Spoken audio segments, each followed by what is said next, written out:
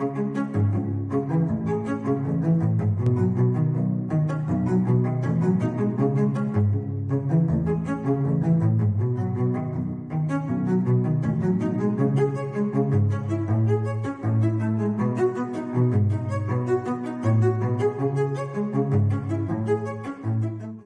tal? Muy buenas tardes, soy Héctor de Mauleón, le agradezco que nos acompañe nuevamente en una emisión del Foco.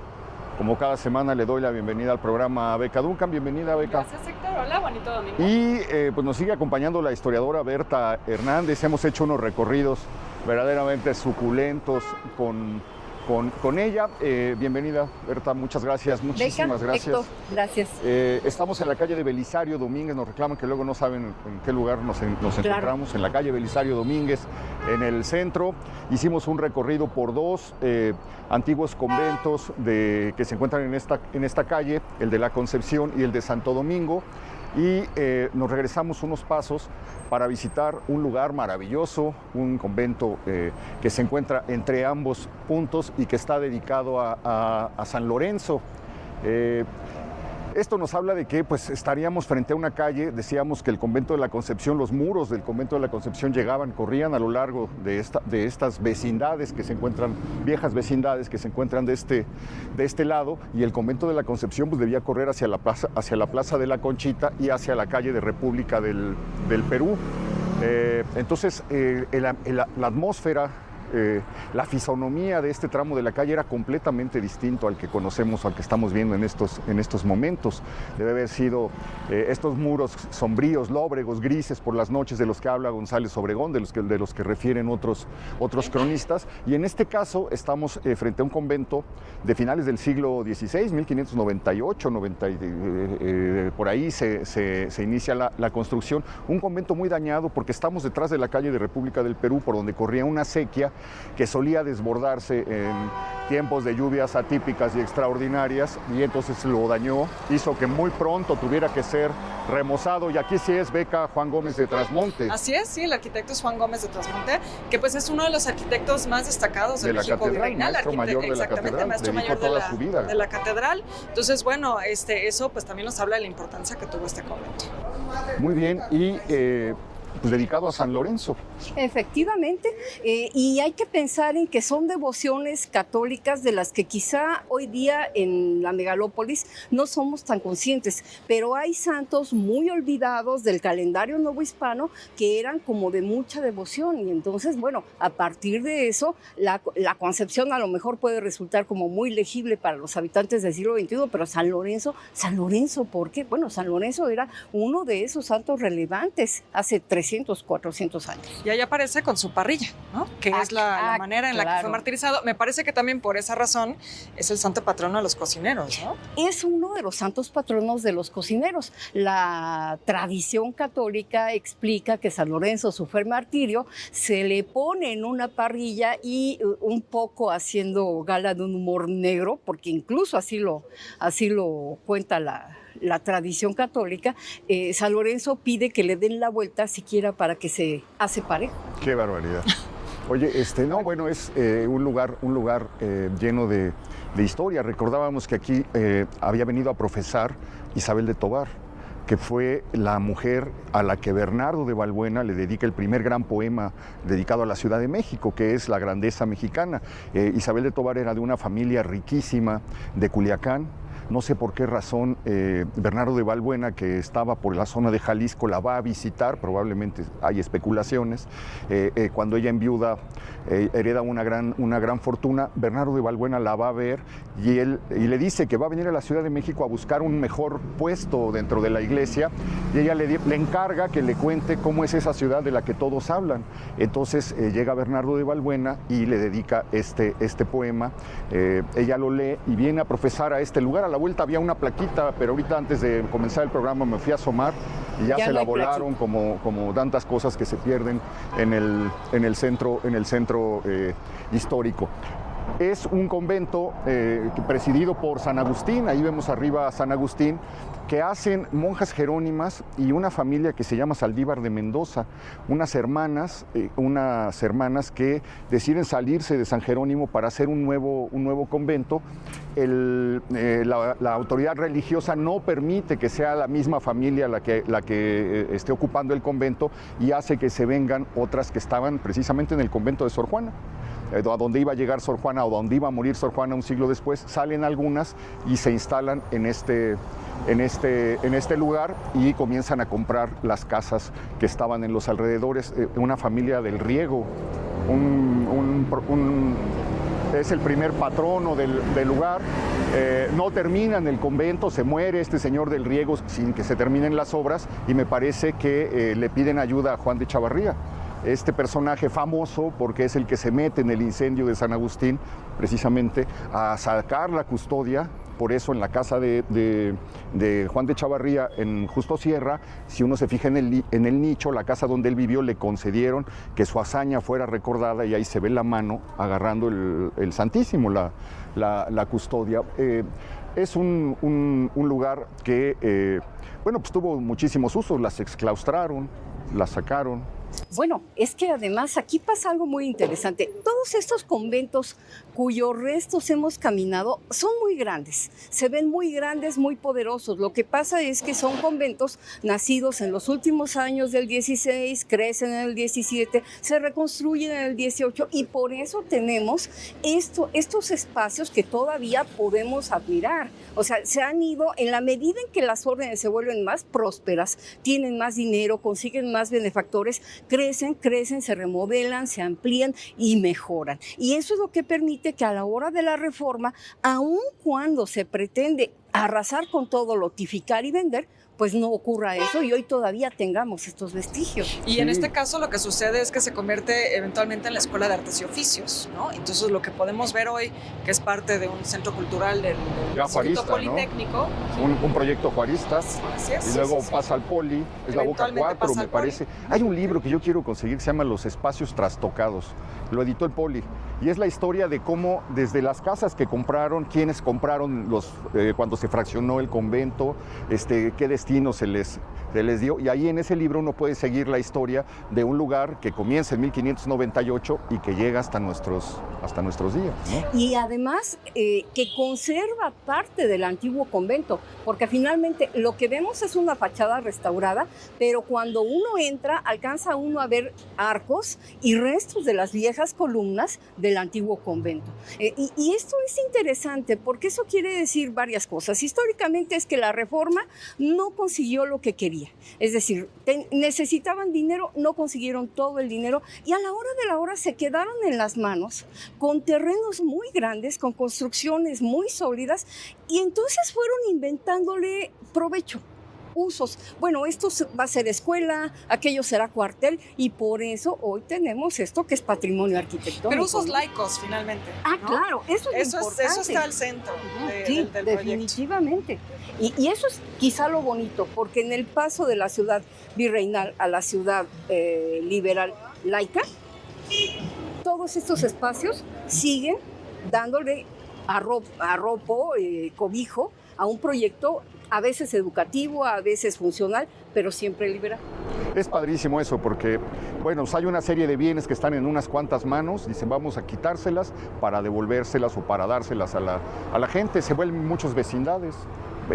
La gente va a vivir a los antiguos claustros, a las antiguas celdas y ahí se hacen vecindades que duran hasta los años 60, 70 del siglo XX.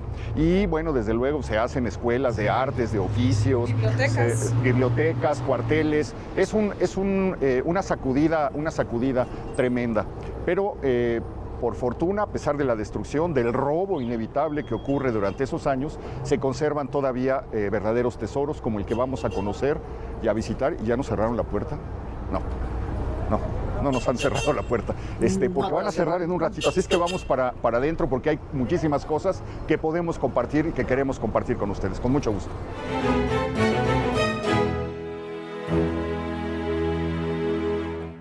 En un entorno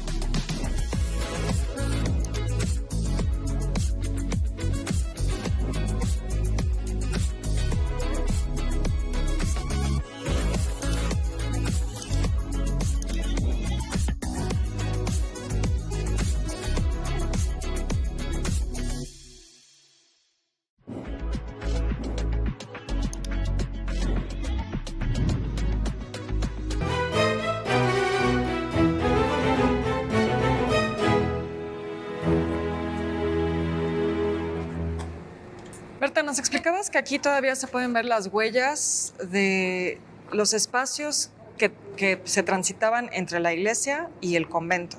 Es que este es un lugar interesantísimo.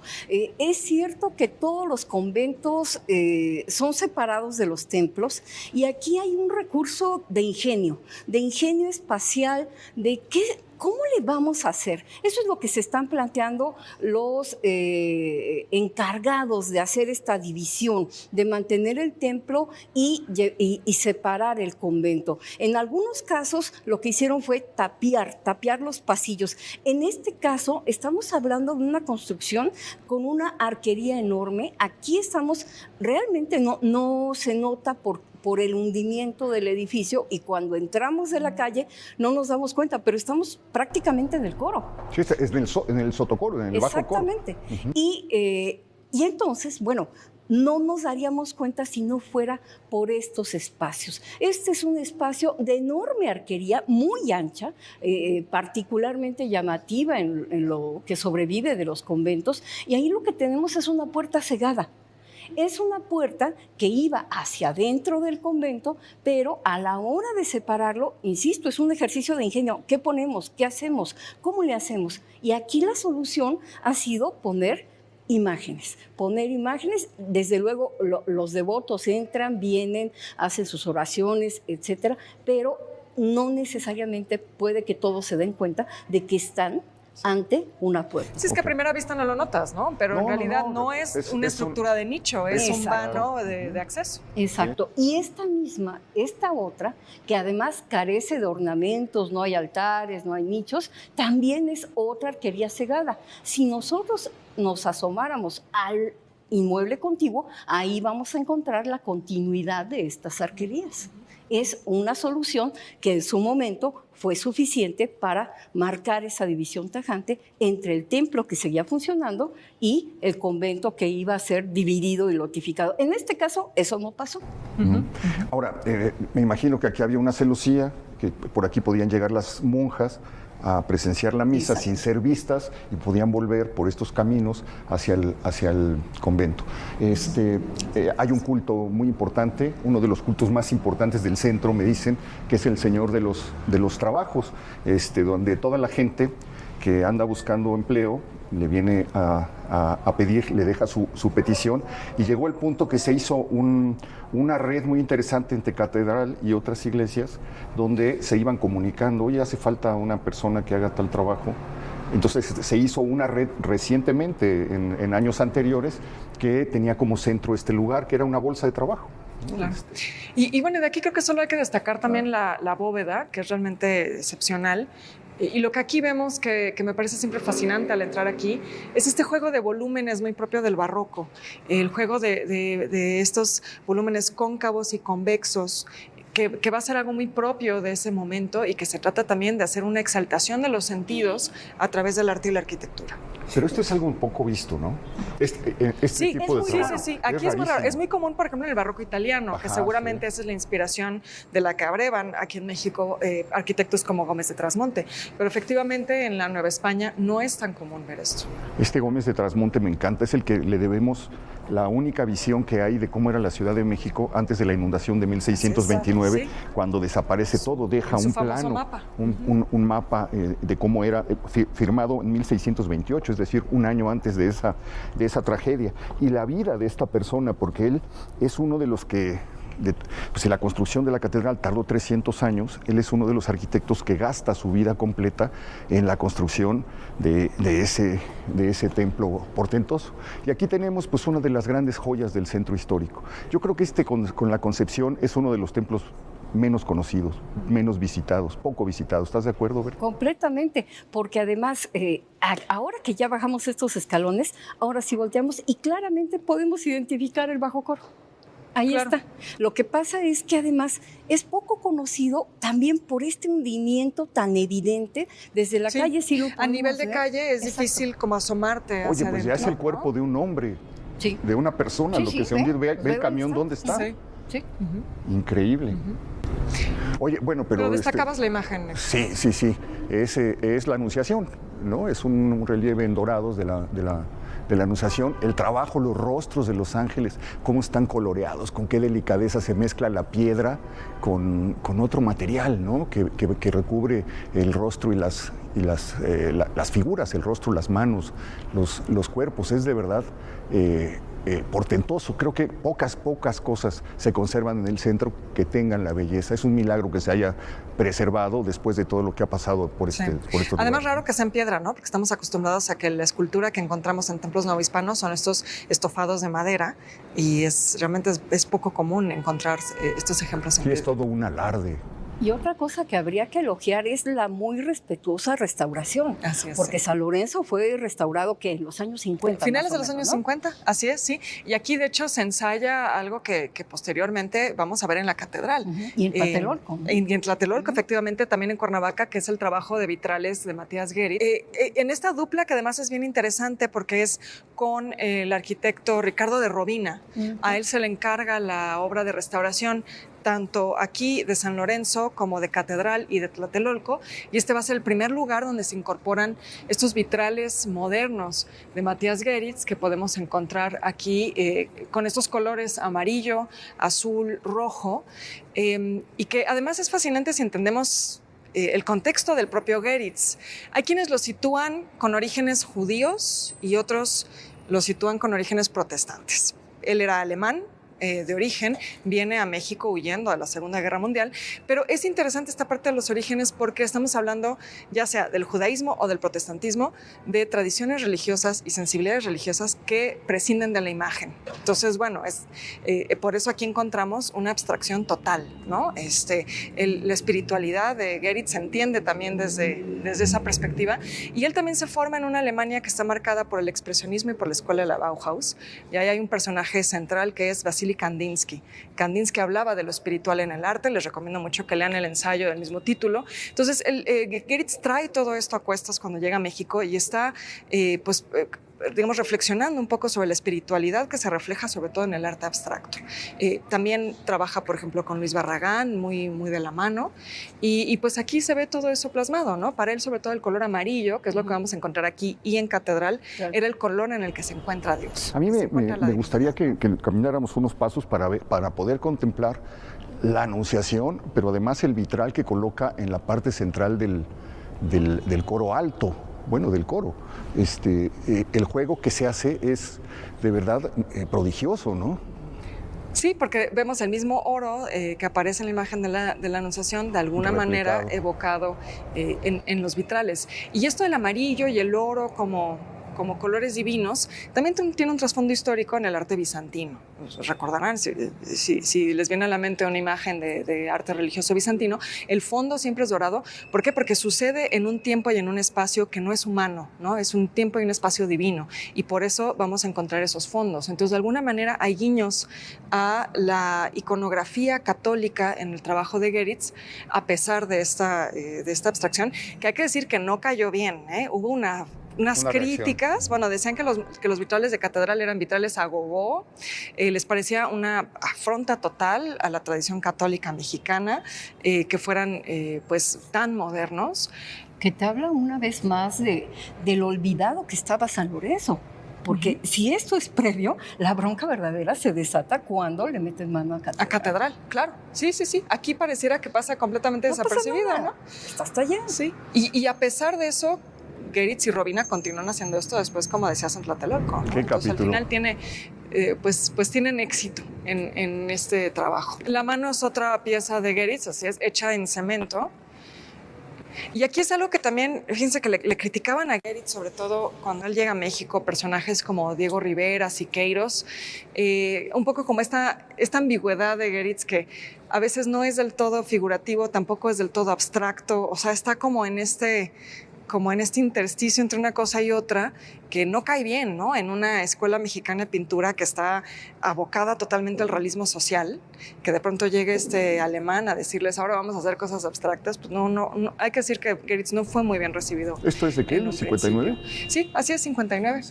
Pero además hay otra cosa, ¿por qué puede Geritz intervenir y trabajar esto? Porque no hay altar propiamente. Claro. Porque San Lorenzo es uno de esos conventos donde la desaparición de los altares es completa. Queda, digamos, esta pieza preciosa que todavía tiene San Lorenzo, pero los grandes altares, como podemos ver en Catedral o en algunos templos como Regina todavía, ya no están.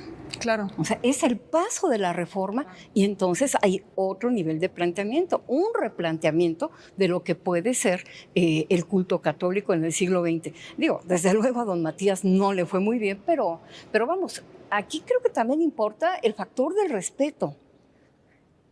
A lo largo del siglo XX hay un montón de polémicas porque en un país que todavía es casi totalmente católico, hay polémicas por los murales de Diego, por lo que puso Diego, y hay pequeñas escaramuzas. Y aquí no, aquí estamos en 2025 viendo todavía el trabajo de Matías Geritz. No, maravilloso. Y bueno, la siguiente cosa, bueno, desde luego, este altar probablemente fue desplazado de otro sitio y colocado ahí. Como dice Berta, habría que imaginar que esto era un retablo que cubría todo el muro. Completamente, debe haber sido portentoso, prodigioso lo que existió en este lugar.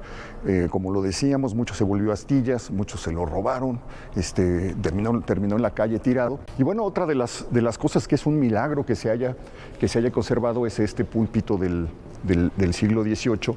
Aquí se aprecia perfectamente la parrilla de San Lorenzo. Está acompañado por una serie en los laterales de imágenes que hacen referencia al Apocalipsis. Logró conservarse, es parte de esta iglesia, de este templo, y pues es, como decía, un milagro que no sobre se todo haya porque es movido madera, ¿no? Sí, sabemos que durante el virreinato los incendios estaban a la orden del día, entonces es realmente increíble pensar que un material así, tan frágil, se conserva hasta las días.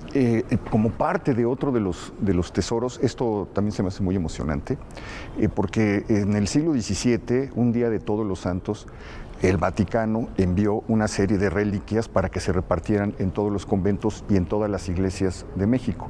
Venían huesitos, venían pedazos de cabello, venían trozos de ropa, venían pedacitos de astillas, venían objetos que habían pertenecido supuestamente a determinados santos, y entonces se hace ese momento que aparece en algunos diarios de sucesos notables y que causa verdadera conmoción en la ciudad, la llegada de lo sagrado al Zócalo de la Ciudad de México, y entonces la gente va a enterarse de qué es lo que llega cuando se abren esos arcones, y empieza, pues me imagino que una disputa por ver quién se va a quedar con quién, qué orden y qué templo se va a quedar con eso. Y aquí hay una caja que conserva, me parece que 45 reliquias, muy antiguas todas ellas. Sí, bueno, y que se aprecian claramente los huesos. Que ahora, esto que narras, Héctor, bueno, estamos ya en fechas cercanas al Día de Muertos, se relaciona mucho a varias de nuestras tradiciones. Esto que narras de las reliquias sucedía también muy frecuentemente que en el Día de Todos los Santos las reliquias se sacaban a pasear. Es decir, se colocaban ya sea... Yo no sé si el origen es que llega en Día de Todos los Santos o llega justo en una fecha que ya estaba consagrada para celebrarse de ese modo. Sí. Bueno, pero es que las iglesias sacaban las reliquias que tenían en ese día. Esto lo narra, por ejemplo, Antonio García Cubas en sus memorias. Habla de cómo las sacaban a los atrios, a las iglesias. Y entonces eso genera también la tradición de las calaveritas de azúcar, porque empieza a surgir en los portales, ¿no? Venden los huesitos. No, mi duda era si esto comenzó con la llegada de esas reliquias en el siglo XVII. Okay. O era algo que se hacía era algo que ya se hacía. Bueno, lo que pasa también es que la llegada de estas reliquias es literalmente doble fiesta, porque estas sí llegaron. Antes de este envío hubo otro barco que zarpó de España con otro lote de reliquias para la Nueva España, para dotar a todos los templos y conventos. Y ese barco se hundió. Una vez que se sabe que se hundió y se perdieron, de nuevo se vuelve a hacer este acopio de reliquias y se vuelve a enviar. ¿Qué mundo ese, no? Es que además, aquí hay algo importante, es la Nueva España en construcción, ese modo de ver que ya no es indígena, que ya no es europeo, sino que es novohispano. Y la Nueva España necesita sus propios santos, sus propias reliquias. Por eso tenemos a San Felipe de Jesús, al que aquí todo el mundo le llama santo, mucho antes de que sea canonizado, y andan buscando, y algunas de estas historias las ha contado Artemio de Valle Arizpe y Luis González Obregón, milagros, porque necesitamos santos y necesitamos milagros, como aquellos panecitos milagrosos de allá del convento de Regina, que pulverizaban y se reconstituía el panecito, y cuando se pusieron a investigar, pues resultó que era una señora que llevaba 20 años diciendo que reconstituía el panecito, pero era eso, la búsqueda de una identidad que también tenía que entrar en lo religioso. Maravilloso. Mira, aquí nos hicieron favor de darnos un folletito, que es el relicario del convento de San Jerónimo, y aquí está numerado. Entonces, con estos folletos que están aquí, podemos darnos una idea de qué es cada una de las cosas. Leo un poco al azar. Son huesos con hilo de oro, hay una cera Agnus Virgen con niño, posiblemente de los Sagrados Corazones, un San Beato, hay un santo barbado con aureola sosteniendo en la mano derecha la custodia con hábito y capelo, pero bueno, son estampa en polvo de reliquia, son distintas Pero aquí cosas. sí están identificados algunos de los santos, ¿no? San Fructuoso, Sí, San Constancio Mártir. Y estas figuras de cera que contenían una imagen o una representación de Anus Dei se llamaba, ¿no? Sí. Ahora, lo que pasa es que pueden ser reliquias de muy distintos tipos. La lista de aquellas reliquias, cuando llegaron, hablaban de 3 o 4 cabezas de las 11,000 vírgenes, sí, claro. hablaban de huesitos de mano, bueno, aquí una creo pierna. Aquí vemos huesitos chiquitos. Exactamente. Sí, pero tienes razón. ¿No? Llegaba una cráneo de una de las 11,000 vírgenes. Imagínate esa maravilla. Y aquí, mira, está Santa Fausta, Santa Susana, San Beodali, Santa Teodora, Santa Concordia, San Honorato, San Calixti, San Mauri, San Fausto, San Modesto. Son pedazos. San Bernardo, un hueso de San Bernardo, el número 6. No sé si lo podamos identificar. No sé si es es que no traigo mis lentes. Ah, no, es este, mira, número 6. Ajá. Correspondería a esto, ¿no? Un hueso con hilo de oro, dice. Pero bueno. Ahora, esto es un relicario propiamente, lo que conocemos como relicario. En esos envíos, a veces los amigos del foco van a poder identificar algunos otros en algunos templos o, por ejemplo, en la Villa de Guadalupe, estatuas de cera, tamaño natural, solamente para albergar el huesito de la muñeca de una santa. Así que, desde luego, esto es una pieza excepcional, pero los amigos que sean devotos católicos pueden ir a buscar y van a encontrar en los templos que frecuentan, van a encontrar muchas de estas piezas, a veces muy grandes, a veces muy chiquitas. Esta es una colección muy interesante, no es una sola pieza, son varias, que además te habla de la importancia de San Lorenzo.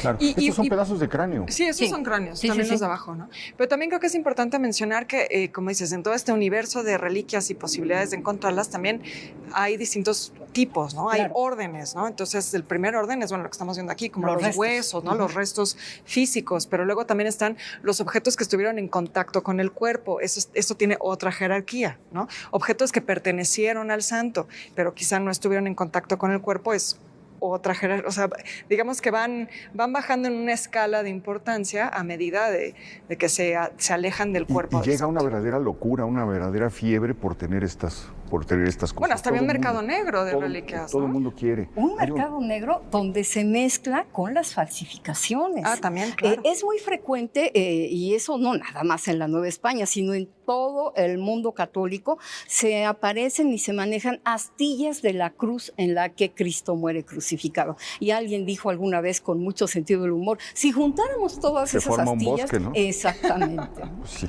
Sí. No, bueno, cuenta Torquemada cómo haciendo unas reparaciones en la catedral, el sacristán y 2 personas se dan cuenta que están muy cerca de la lápida de Zumárraga y la levantan de noche, se meten de noche con unos instrumentos, la levantan, hacen un hoyo lateral y por el lado del ataúd, por un lado lateral, lo quitan y entonces ven el cuerpo de Zumárraga y dicen que despedía un olor a flores, etcétera, bueno, y que no resistieron, sí, imagínate, no resistieron la tentación y le arrancaron un hueso del dedo donde tenía 2 anillos. Y pues, los anillos pues, los entregaron porque se descubrió lo que habían hecho y se decía que si frotabas el anillo en la panza de una mujer embarazada que estaba en riesgo de morir sanaba, que los anillos eran milagrosos, en fin, se desata toda una locura de ese tiempo. Pero bueno, pues vamos a seguir caminando, nos vamos a ir hacia la Encarnación. Vamos a la Encarnación, que es un lugar con una historia impresionante. Muy bien, pues acompáñenos.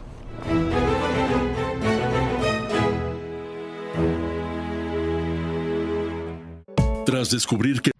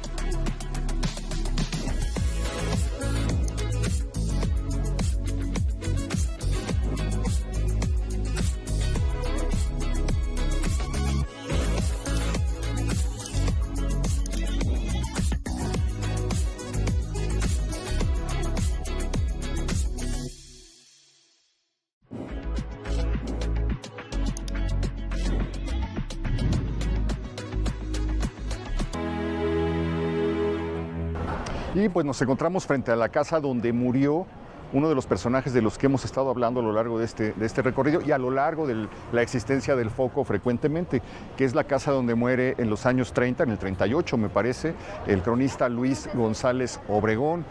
Hay un libro de Carlos González Peña que se llama Gente Mía. Un libro, pues ya hay que buscarlo en Donceles, en las librerías, porque ya no se ha reeditado, pero habla de las visitas que hacía a la casa de don Luis, de su biblioteca, de la manera de conversar que tenía, cómo se rodeaba de personas que lo venían a visitar y de la manera en la que hablaba, rescataba secretos de la Ciudad de México. Es un personaje que en vida le quitan el nombre de Calle de la Encarnación para ponerle durante el último tramo de su vida, antes de que se cambiara incluso la nomenclatura de la ciudad, Calle de Luis González Obregón, en homenaje al gran trabajo que hizo este personaje exhumando viejos papeles, rescatando la historia de las calles de la Ciudad de México, Berta. Fíjate además, Héctor Beca, que don Luis es depositario de una tradición oral muy entrañable porque nos toca a muchos de muy diferentes maneras. En su juventud, don Luis fue nada menos que alumno querido y un poquito asistente de Ignacio Manuel Altamirano, allá en su oficina de la Sociedad Mexicana de Geografía y Estadística. Y por esa cercanía, de repente se cuelan algunas historias, algo así como historia oral, con pequeños detalles muy bonitos. Por ejemplo, don Luis fue quien le contó al historiador Arturo Arnaiz y Freg que había sido Ignacio Manuel Altamirano el que posó para el Cuauhtémoc, claro, que tenemos el Reforma. Paso de la Reforma. Sí. No hay ningún papel de Altamirano que lo diga, no hay nada, pero sí está esa tradición oral que algunos alumnos de Arnaiz y Freg luego nos vinieron a contar, a algunos que fuimos sus alumnos. Sí. Es maravilloso pensar que el Cuauhtémoc, que está ahí en el Centro de Reforma e Insurgentes, el modelo es precisamente el maestro Altamirano. Y aquí está otra... ¿Otra placa? Otra placa que nos recuerda que en este lugar nació otro de los grandes de la literatura del siglo XIX, que es el poeta Juan de Dios Peza, el célebre cantor del hogar, un personaje que no fue entendido en su tiempo, que tuvo muchísima fama, que fue muy popular, pero que en el último tramo del siglo XIX, cuando llegó las nuevas corrientes literarias, fue visto como pues, un romántico anticuado, lo arrumbaron en los cajones y no se le revaloró hasta ya muy entrado, ya casi por terminar el siglo XX. Hay un texto de José Emilio Pacheco, prodigioso, donde dice, no supimos leerlo y la verdad es que estamos frente a un poeta de altísimos vuelos y al mismo tiempo un personaje con una vida muy trágica. Hay un misterio en su vida, la mujer lo repudia y lo abandona. Y lo deja con sus niños. Pero nunca se sabe qué es lo que pasó. ¿Qué pasa con la mujer? Ni qué pasó con él, por qué lo repudia. Yo tengo una sospecha, porque ahí en las memorias de Ciro B. Ceballos dice, pero muy de pasadita, que invitaba al vapor a los muchachos. Pero Ciro B. Ceballos era malo y maledicente y lleno de veneno, pero lo deja así como una notita para quien lo quiera leer. Para quien lo interprete, porque no. Bueno, es que lo que sucede con mucha de la historia LGBT es que hay que leerla entre líneas. Claro. No son cosas que se dicen abiertamente. Pero bueno, íbamos caminando justo por esta calle, Berta. La verdad, a mí me da la impresión, no sé si ustedes, de que al caminar por aquí nos damos una mejor idea de cómo debió de haber sido el convento de la Encarnación que los otros conventos que visitamos. Todavía estos muros recuerdan mucho de la arquitectura original del convento de la Encarnación, mientras que los otros los encontramos ya totalmente remodelados. Exactamente.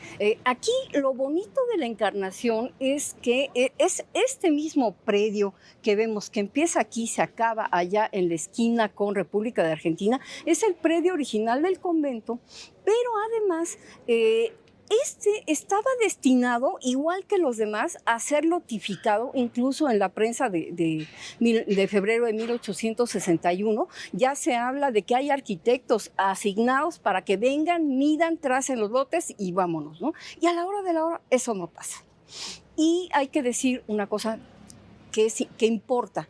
Importa porque casi nadie la cuenta. Estamos muy acostumbrados a hablar de la reforma liberal en términos políticos, pero no en términos del drama humano que supone.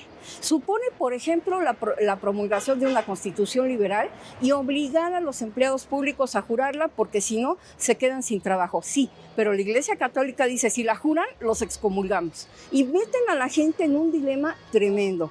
Bueno, del mismo modo es tremendo todo el proceso de exclaustración. Estábamos acostumbrados a hablar y salieron las monjas de los conventos que fueron... Sí, pero eso también implica un tremendo drama para pequeñas comunidades femeninas que muchas de ellas llevaban más de la mitad de su vida sin salir. Especialmente existe una nota en un periódico conservador, porque los liberales sí consignaron el hecho, pero nada más. Pero los diarios conservadores sí hablan de la manera en que las monjas salen de los conventos. Y aquí concretamente fueron 44 mujeres las que vivían en este convento y que salieron del convento de la Encarnación, que además también hay que verlo desde el lado práctico que veían los liberales. 44 mujeres para todos. Habitando este espacio, sí, desde Era luego. inmenso. Sí, sí. Y bueno, que nos damos una idea, si entramos ahora a lo que se ha convertido el antiguo edificio de la CEP en el Museo de Muralismo, realmente al ver los patios es una cosa muy impresionante. Bueno, pensar. era el convento, cuando lo visita Madame Calderón de la Barca, dice, ni siquiera en Francia hay palacios, lo llama palacio, hay palacios como este. Fue uno de los más ricos, se pedía una dote para poder... Sí, bueno, aquí estaban las monjas fifís, ¿no? Eran españolas y criollas, Sí. las únicas que podían entrar. Con sirvientes, es decir, no hay que imaginar que solamente estas 44 monjas lo habitaban, sino que tenían también sirvientas a su... ¿no? Y niñas a las que se encomendaban claro, a las monjas para a ser las que educadas. educaban. Aparicio, ¿no? Es el que dice, en los conventos suprimidos de México, él es el que da el dato de que probablemente había más sirvientes que monjas, porque había anafres en todas las celdas, es decir, se cocinaban. Cada quien se cocinaba a su Y gusto. a diferencia del convento donde acabamos de entrar, donde tenían que renunciar a los bienes personales, incluso en las reglas les decían, no puedes llamar tuyo, nada, porque tiene que ser común todo. Y aquí no. Aquí podían traer sus sirvientas, podían traer sus bienes, sus posesiones, podían no estar en contacto con los otros. Aquí se da una de las grandes leyendas de ese México, que es el de la Estrella de México. Esta joven bellísima que por una razón desconocida, celebrada, porque además descendía de la más rancia nobleza, tenía antepasados riquísimos y era tan bella que le llamaban la Estrella de México. Esto es histórico, esta mujer existió. Claro que la leyenda pues, le ha de haber decorado con algunas cosas, pero algo pasó y no se sabe qué fue, que vivía en una casa contigua a donde se estaba haciendo el convento de la Encarnación y un día amanecieron las paredes y las ventanas tapiadas, las mandó tapiar para no volver a tener contacto con el siglo, con el mundo, y como estaba contigua al convento de la Encarnación, hizo una entrada para quedarse durante todos los días de su vida por algo que no se sabe, como monja de la Encarnación, y ella siguió habitando lo que era su casa. De este nivel de riqueza eran las monjas que habitaron en este lugar. Y el nivel de privilegio que tenían en cuanto a vida monacal. Aquí hubo una comunidad muy importante de monjas. El salvamento arqueológico que se hizo en la Encarnación mostró que tenían su propia vajilla, piezas de loza china, se encontraron entierros de monjas todavía con sus coronas funerarias hechas de plata y de flores de cera, y de hecho se exhumaron por el arqueólogo Carlos Salas algunos cuerpos de monjas, pero la mayor parte de las monjas siguen enterradas allí en el coro, que hoy es una sala del Museo Vivo del Muralismo, pero ahí siguen. O sea, estamos caminando sobre sus huesitos. Allá adelantito están sus huesitos. Sí, ahí están los restos. Y bueno, luego esto está inevitablemente ligado al proyecto de Vasconcelos. Esto que decías, Berta, de los periódicos conservadores, hablan del tristísimo día de julio de 1867, en el que salen las monjas, donde se incorpora la aduana vieja y se incorporan otro tipo de edificaciones para formar en 1921 el gran proyecto vasconcelista, que es volver esto la Secretaría de Educación Pública, ¿no? Así es. Vasconcelos presume en sus memorias que él quería un edificio todo nuevo. Bueno, la verdad es que no era todo nuevo. A él lo que le enseñaron fue el proyecto de restauración del convento de la Encarnación, que le gustó mucho porque mantenía ese tono neoclásico del edificio en general, y decidió que perfectamente podía servir. Pero la verdad es que desde mucho antes el edificio ya había recibido otros usos. Aquí estuvo algún tiempo la Escuela Nacional de Jurisprudencia. De hecho, Vasconcelos dice, yo me acordaba porque yo estudié ahí.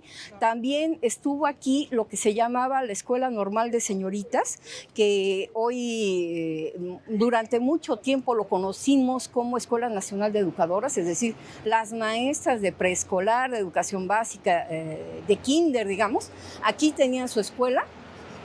Y aquí funcionaba un jardín de niños chiquito. Es más, hacia 1917 viene Venustiano Carranza con Félix F. Palavicini a visitar a los niños y a las profesoras. Es decir, aquí ya había un poco de uso educativo, de diferentes matices, diferentes vocaciones, pero finalmente dentro de ese mundo de la educación. Porque era tan grande este edificio, que había que darle un uso preciso y concreto. Y fue el educativo. Hay quien dice que aquí estuvo el Calmecac, pero no hay pruebas de eso. Bueno, no, sí, puede ser. Es el Centro Cultural España, es donde exactamente, ahí es donde sí. Pero digamos, estamos a 2 cuadras. Exacto. Pero pues era evidentemente el barrio estudiantil desde los primeros años del virreinato. Estaba San Ildefonso, estaba San Pedro y San Pablo, estaba San Gregorio, estaban los centros educativos que hacían que este lugar, a mí me encanta leer esas crónicas imagínate a los estudiantes que salían con las becas, ¿no? Y las borlas y todo esto, según el grado en el que estaban y los colegios que estaban haciendo, y dicen que esto era pues una de las zonas más animadas de la ciudad, precisamente por eso, por la alegría estudiantil que se prolonga hasta los años 70 del siglo XX, cuando se llevan la prepa 1, la 1 y la 3, hasta... cuando se van a Ciudad Universitaria. Esto durante todo este tiempo sigue siendo el lugar de los estudiantes, está lleno de cafés, está lleno de librerías. Cantinas, ahí está el Salón España. Algunas cantinas, bueno, pasamos por el extinto Salón Madrid, que era la cantina de los estudiantes de medicina, que estudiaban ahí en el exconvento de la Inquisición. Y habría que imaginar que a unos pasos también estaba el nivel, que también era concurrida por muchos de los estudiantes. Sí.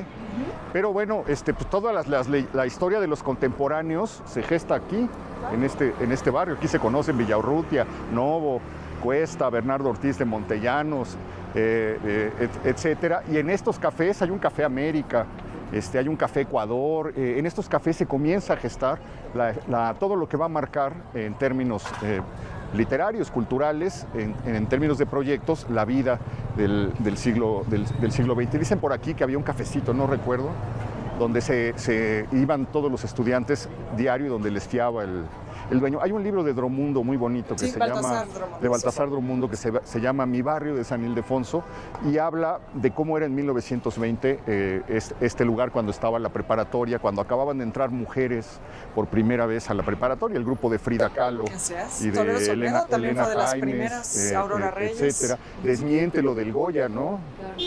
Que no era el cine Goya, que no era el cine Goya, lo de la porra. Decía que lo que gritaban era joya, joya, universidad. Ya luego inventaron que porque el cine Goya estaba cerca. Bueno, yo he escuchado otra versión, que no sé si tú sepas, que tiene que ver con el americano, que escuchaban a los gringos gritar go, yeah, en el americano. Y de ahí lo empiezan porque hay que recordar que el fútbol americano fue durante mucho tiempo el deporte principal de la universidad, ¿no? Bueno, el soccer, pero más avanzado, ¿no? Mucho más Aquí adelante, él está hablando de 1921-22, entonces yo... El fútbol americano puede ser posible hasta que hay estadios. hasta CEU. Es decir, 24 y tal. Pero además, fíjense que hay otra cosa bonita, porque estudian aquí estos mismos, los contemporáneos, pero aquí también empieza su inicio, su entrada en la vida pública, porque muchos de ellos acaban trabajando precisamente aquí. Torres Bodet nomás cruza. Pellicer, todo el mundo. Claro, así es, sí. Que decía muy bonito Torres Bodet, porque siendo un adolescente lo agarra Vasconcelos de secretario particular, una lumbrera. Lo comentábamos en un programa anterior, que Novo decía, no tuvo vida, tuvo biografía. Y Torres Bodet en sus memorias, que tú las citabas, hay un momento donde dice, lo único que lamento es no haber estado presente en mi vida, ¿no? Siempre estuvo metido en proyectos, trabajando en proyectos culturales, en su propia obra y todo esto, y dice, no tuve tiempo de estar presente en mi vida. Bueno, pues ya estamos hablando de otra cosa que no tiene nada que ver con el convento no, pero sí con la historia de la SEP, que es otro momento, ¿no? Otro momento de este edificio es ya, como bien nos dices, cuando Vasconcelos toma posesión y lo convierte en las oficinas. Esta era la Escuela Nacional de Jurisprudencia. Esto era Escuela Nacional de Jurisprudencia y también es otro exconvento, es el exconvento de Santa Catalina de Siena. Sí, así es. La leyenda esa de la monja a la que se le aparece de Cristo en su celda, ¿no? Famosísima. Bueno, y también lo pasamos de largo, pero de este lado también habría que imaginar los muros de la enseñanza. Sí, bueno, atrás, claro. que es una de las fachadas con la Santísima más bellas que hay en el centro histórico, de Francisco de Guerrero y Torres, ¿no? Y ahora, bueno, convertido en el Colegio Nacional. Santa Catalina es otro de esos lugares donde ves de nuevo el tema de la reforma. ¿Por qué? Porque aquí nuevamente se separa el templo y el convento. Pero en la actualidad este no es un templo católico. No. Pertenece a una iglesia presbiteriana. Ese es el destino, Berta, de otros, ¿no? Sucede también con San Francisco, que también se convierte en iglesia protestante y que de alguna manera vuelve peor el insulto liberal de la exclaustración, de alguna manera, para la comunidad católica mexicana. Fíjate, este es un proceso lento en este caso. Originalmente a la iglesia presbiteriana que hoy ocupa este templo, le dieron un templo en la calle de Tacuba. Y en los años 40, más bien a finales de los 30, con Lázaro Cárdenas negocian una permuta de templo, les asignan Santa Catalina y le devuelven al gobierno federal el templo de Tacuba. Y aquí siguen desde entonces. Claro, uno entra y la diferencia es tremenda, ¿no? Nosotros acostumbrados a los templos con retablos, con imágenes, esto es de una sobriedad radicalmente diferente y, por cierto, solamente abren los domingos. Pudimos entrar hace muchos años, subimos al campanario y pudimos ver algunos archivos. Es un lugar impresionante. La puerta, Sí, la puerta es es una de las claro. joyas, una de las grandes joyas del centro histórico, un Sagrado Corazón. Y tiene una vista privilegiada de algo que nadie más puede ver por la actual configuración de la calle. Si subes a la azotea, sí puedes ver a la Minerva que mandó a hacer Vasconcelos. En ningún otro lado lo puedes ver. Sí, porque aquí te bloquea el árbol. Te bloquea el árbol en la esquina, el ángulo no te da, nunca puedes ver verdaderamente a la Minerva, sino desde la azotea de este templo. Muy bien, ¿y qué sabemos sobre los orígenes del convento de Santa Catalina o de la historia del convento de Santa Catalina? Bueno, más bien lo que habría que decir es que es un convento novohispano y quizá tendríamos que imaginarnos este rumbo, y del mismo modo que lo pensamos allá en la Concepción y San Lorenzo. Esto es exactamente igual, una calle absolutamente conventual. Es además, por lo tanto, un lugar de poco tránsito, ya vamos caminando hacia afuera de la ciudad, de la primera traza, y esto verdaderamente empieza a cambiar, empieza a tener vida hasta que se vuelve el barrio de los universitarios. Sí, es definitivo eso. Imaginar de noche estos lugares simplemente eran, como decíamos, muros largos que recorrían manzanas enteras, con algunas fachadas espectaculares de los templos, con algunas copas de los árboles. Aquí hubo una huerta en la Encarnación famosa. Bueno, prácticamente todos los conventos tenían. Sí, se alcanzaba a ver en algunos de ellos las copas de los árboles. Eso me recuerda por qué la calle de La Palma se llama así, lo cuenta Vallarispe, ¿no? Sobresalía de los muros de una casa una palma, y decían, pues ahí en la calle donde está la palma. Quitaron la palma, la quitaron hace 350 años, y el nombre persiste hasta la fecha. Y entonces era una atmósfera completamente distinta. Y es el paso de la Reforma lo que le da una nueva vida, lo que hace que todo el tramo de esta calle ¿cómo se llama aquí? San Ildefonso, precisamente, hasta la calle del Carmen, se convierta, en lugar de esos muros conventuales, en toda la serie de vecindades, donde llegó a vivir Martí, por cierto, José Martí, no el otro Martí. Y luego empezando la década de los 30, cuando los gobiernos revolucionarios empiezan a dejar su propia impronta, se abre el resto de la calle, partiendo San Pedro y San Pablo, y entonces abre la calle de República de Venezuela. Muy bien, pues estamos llegando al final de nuestro recorrido, mi querida Berta. De verdad, ha sido un verdadero placer poder caminar contigo. Gracias. Esperemos que podamos planear un recorrido próximamente para irnos a otro lado, porque te has vuelto imprescindible para y bueno, nosotros. Solo decirles rápidamente a quienes nos ven en casa que estos recorridos que estamos haciendo nosotros con Berta los da abiertos al público. Usted puede seguirle en Twitter, escribirle por ahí. Aquí vamos a poner su cuenta, porque pues son unas caminatas deliciosas que a nosotros solo nos has dado una probadita de lo que haces. Sí, porque tienes otros, entonces hay que subirnos para acompañarte en esos. Estaría muy bien. Pero bueno, tus redes sociales es @BertaHistoria en Twitter y en Instagram, y en Facebook Berta Hernández. Muy bien, pues ahí pueden seguir la columna del periódico La Crónica. Imperdible. Es de las imprescindibles de la prensa cultural mexicana. También sígala, infórmese por ahí, y te agradezco muchísimo. Gracias, querido Héctor. Gracias, querido.